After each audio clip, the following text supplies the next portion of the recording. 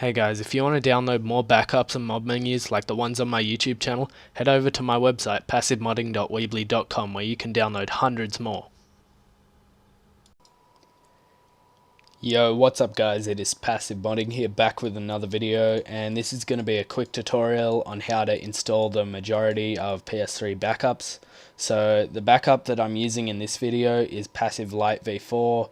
It's got only 2 mod menus, so it's quite a small backup, but it's quite useful for those that want to switch backups and save space on their USB at the same time. So anyways, let's get right into the video. So first of all, what you're going to want to do is obviously download one of my backups. I'll have a link to my site where you can download a ton of them.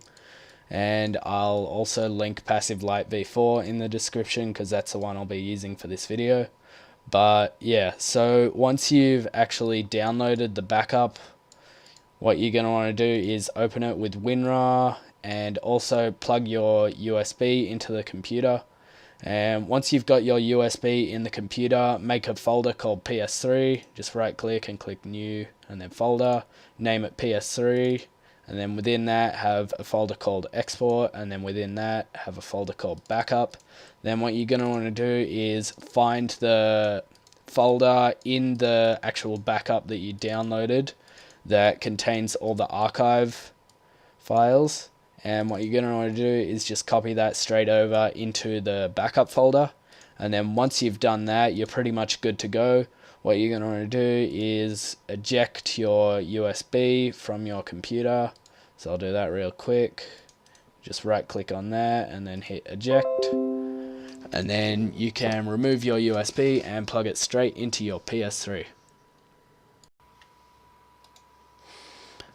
Okay, so once you're on your PS3, make sure it's on and then plug your USB into either of the USB ports on your PS3, it doesn't matter. Then head over to settings, and then system settings, and then head down to backup utility and then click restore. Click yes, and then make sure you pick your USB. So for mine it was a transfer memory one. That's just the one I use most of my stuff on, but this is the one I'm using for this tutorial. But yeah, so once you've done that, go into your USB, select the backup.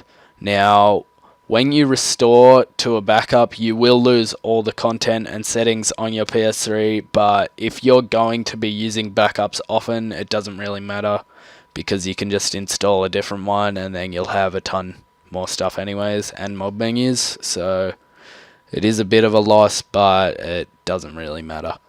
So yeah, so just hit yes, and then it will format your PS3 and delete everything except your profiles. And then once it's done that, it will come and show the restore pro, and then let it go through the restore process.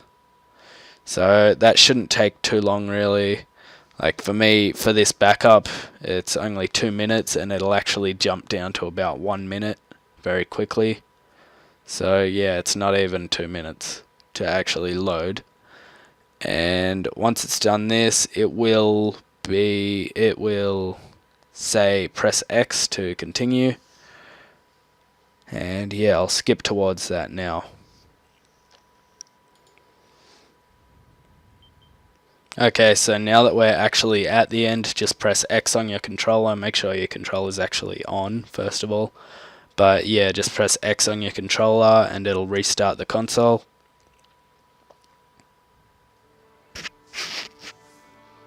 And then it'll come up with the loading intro, obviously. And it'll say the database on the system storage will be rebuilt.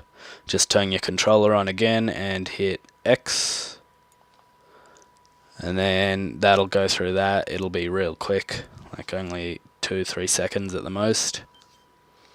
Then once it's done that, your console will restart again and your controller. Just turn your controller back on for a third time, I believe. And then your backup will actually be loaded.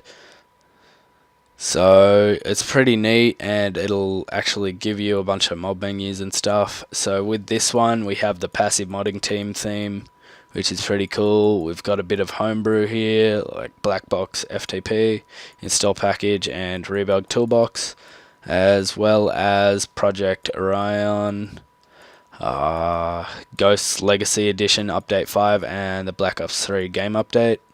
Black Ops 2 game update. So if you do have trouble signing in, just make sure to head over to your network settings and make sure it's configured to your network. And yeah, so for the two profiles with this backup, it'll say sub2 PassiveModding, and each profile will have a modded comment as well. See, such as that. And I'll actually head over to MW2 and actually show you that it does give you a mob menu when you load up a backup from my site,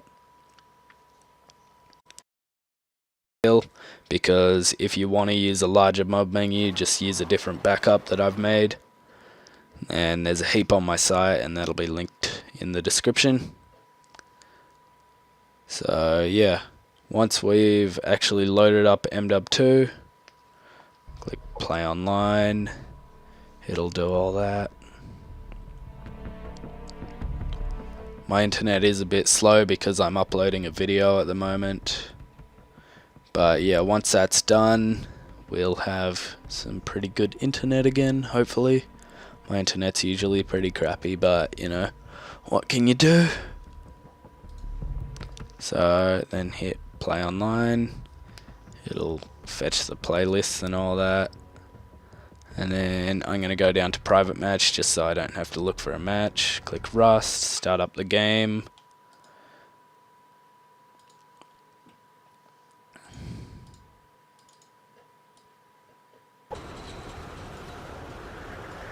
And I'll click auto assign. Let the match actually start. And as soon as this match has actually started, I'll check this menu out. It is a very small menu. We've got UAV on and off, change team, and then we have the cheat menu, which is just aimbot on and off and steady aim. So this is a very small mob menu, but really it's all you need for MW2 modding anyways. But yeah, the COD 4 menu is a lot larger.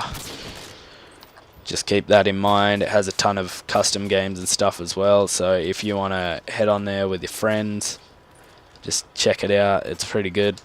But yeah, anyways, that'll do it for this video. Hope you guys enjoyed. Hope you guys have learned how to install a backup now, and peace out.